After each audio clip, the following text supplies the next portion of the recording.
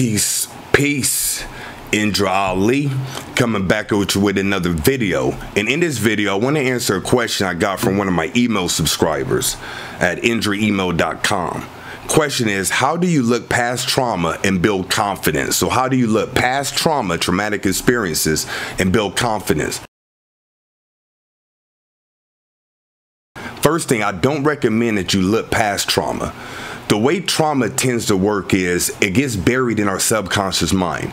Anything that happened to you when you were a child, or something negative that happened to you, your subconscious mind has a tendency to bury it so you don't keep living it day in and day out. Just think about people who are thinking about something negative that happened to them years ago, and they're thinking about it every day. Every day they're reliving it. And we know thoughts are things, so if you reliving that thing or reliving that experience, it's an actual physical thing, and it causes physical ailments or disease. So the subconscious mind has a tendency to bury traumatic experiences so we don't have to relive it over and over again. So I don't recommend that you look past the traumatic experience. The first thing I actually recommend is that you focus on what actually happened to you and keep it real. Like, if you had an uncle that touched you or molested you, you need to really, don't lie and be like, it was my fault, I was wearing it. No, it happened. Don't start making up little narratives and start making up little scenarios that make it different than actually what happened. So you want to literally focus on your experience, like what actually happened. I'm not saying relive it and go through all that emotion and stuff like that, but don't lie to yourself. Because like I said, the subconscious mind, it's going to bury them experiences or whatever. So focus actually on the traumatic experience that you had.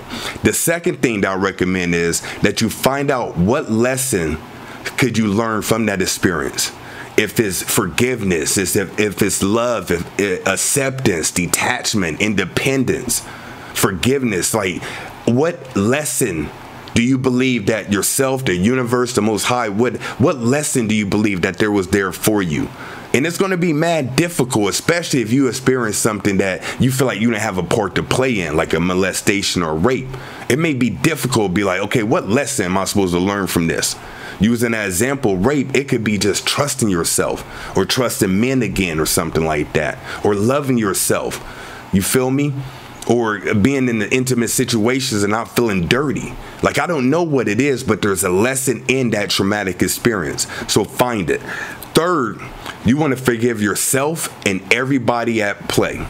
You want to learn how to forgive yourself and everybody involved in that traumatic experience. And you might be like, man, I can't forgive that individual. Guess what? You might come back in this joint and have to relive that whole lesson again.